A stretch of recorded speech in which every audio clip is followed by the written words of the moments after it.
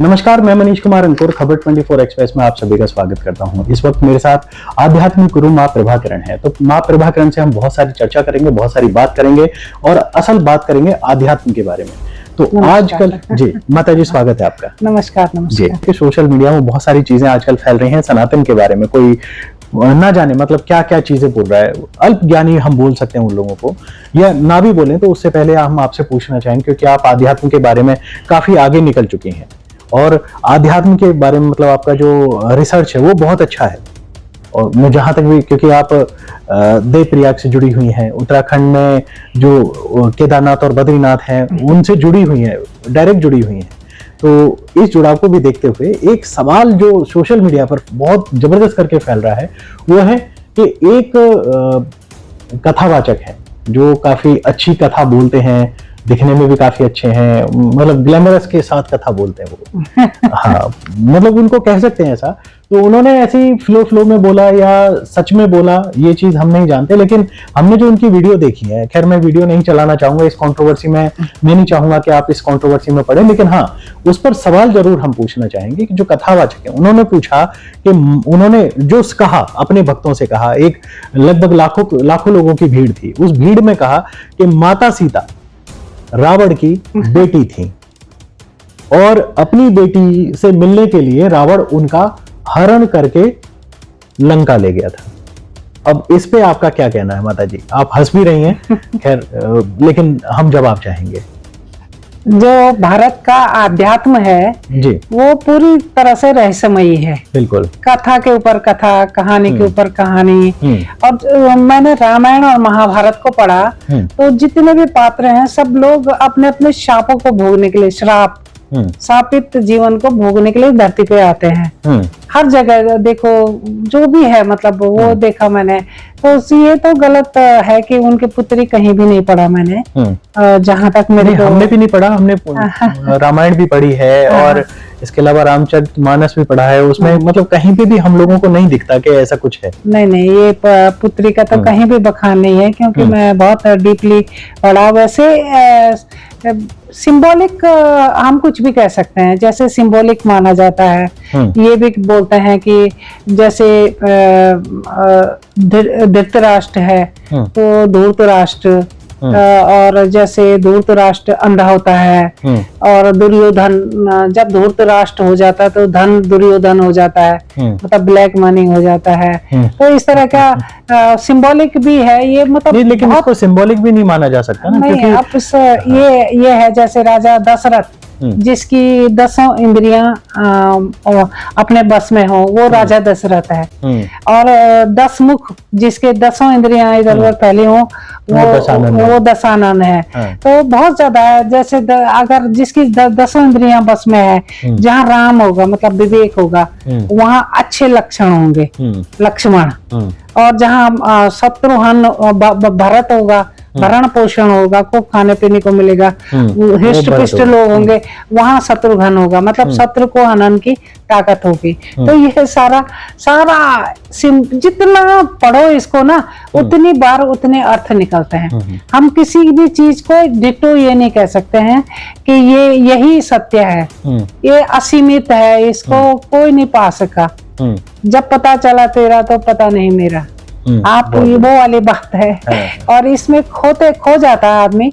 और इसकी बहुत ही सिंबॉलिक कहानियां हैं। सारा एक जीवन का सिद्धांत है, हमें कैसे जीना है, हमें कैसे क्या करना है, हमें कैसे रहना है, ये सारा सब्जेक्ट है कि अगर हमें अच्छा जीवित रहना है, कि धरती पशु पक्षी पर्यावरण को जीवित रखना है, तो हमें कैसे रहना पड़ेगा। बिल्कुल, ये अगर हमें इन सबको नष्ट करना है तो हमें क्या, वो क्या कहलाते हैं, किनका जीवन जल्दी नष्ट होता है, किनका जीवन रहता है। और राम रावणी तो आज भी चली आ रही है, हर फिल्म वो उसी बेस को आधार बना के चली जाती है, विलन और हीरो। तो वो हीरो जो है, हीरोज हैं जो हमारे पात्र हैं जो पौराणिक ग्रंथों में, जो जिनको हम हीरोज बोलते हैं, तो वो उनके जो जीवन उन्होंने क्या किया क्या नहीं किया वो मायना रखता है। तो अब ये सीता जी के बारे में ये भी नई कहानी है। एक नई कहानी और सुनी मैंने कुछ दिन पहले ये साध्वी के मुंह से कि राम ने कैकेयी को एक जगह खुद कहा कि मुझे 14 वर्ष का वनवास दो, खुद बोला उन्होंने, खुद मांगा।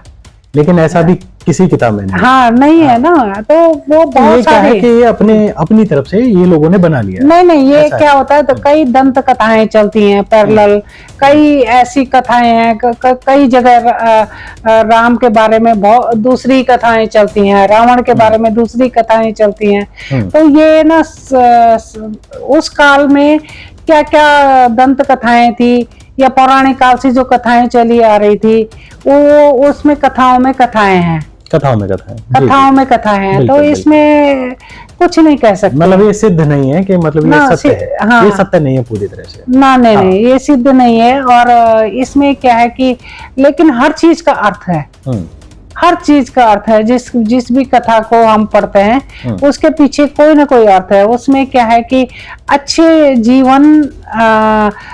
जीवन क्या है और बुरा जीवन क्या है, बुराई क्या है, अच्छाई क्या है, सारे उसमें वही है। बिल्कुल भाई। हाँ।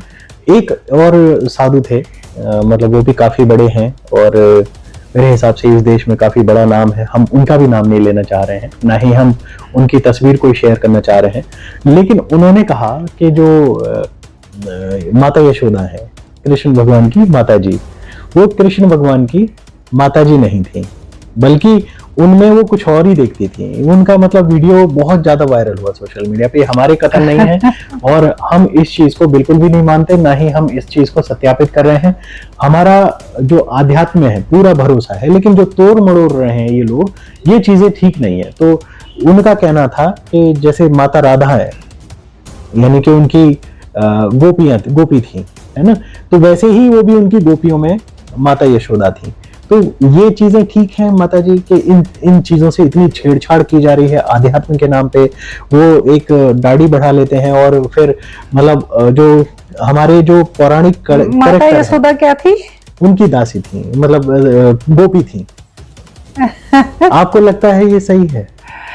माता यशोदा गोपी हो सकती है? नहीं, किसी जन्म में गोपी रही होगी कृष्ण की, वो जन्म जन्मों की कहानियां हैं। जन्म जन्मों की नहीं, उसी जन्म में बोल रहे हैं। नहीं, कई कहानियां ऐसी हैं कि जैसे अब स्वर्ग में थी गंगा, तो गंगा वो किसी ऋषि के कपड़े खुल गए तो गंगा हंसी, तो उसको शाप मिला, फिर वो अवतरित हुई धरती में। तो कई जन्मों की कहानियां हैं सबकी, कई मतलब कोई हिसाब ही नहीं है। जैसे सीता मैया की कहानी है कि सीता ने एक गर्भिणी गौरैया थी और उसके पति से अलग कर दिया, तो गौरैया ने उसको शाप दिया कि क्या कहते हैं, जिस तरह से गर्भावस्था में तूने मुझे अकेला कर दिया, तू भी गर्भावस्था में अकेले रहे। तो वो पता नहीं जन्म जन्मों की कई कहानियां चलती हैं, कई जन्म, पिछले जन्म में क्या किया था, हर एक को कहता है उसने ऐसा क्यों किया, रावण ने ऐसा क्यों किया। अब वो रावण पिछले जन्म में ऐसा था, उसने ऐसा किया, या राम ने ऐसा क्यों किया। तो वो कई जन्मों की कहानियां हैं। तो ठीक है, जन्मों की कहानियां एक तरफ है, लेकिन माता यशोदा को गोपी बना देना ये भी तो ठीक नहीं है। नहीं, वो कहीं ना कहीं उसका उल्लेख होगा, ऐसे बिना प्रमाण के तो नहीं बोल सकते ना। बहुत सारे लोग हैं जो बिना प्रमाण के कुछ भी बोल देते हैं। नहीं, ऐसे नहीं बोल सकते हैं। जो संत लोग हैं ना, वो बिना प्रमाण के नहीं बोलते हैं, कहीं ना कहीं उसका उल्लेख होगा। किसी उसने भेष धरना पड़ा होगा गोपी का।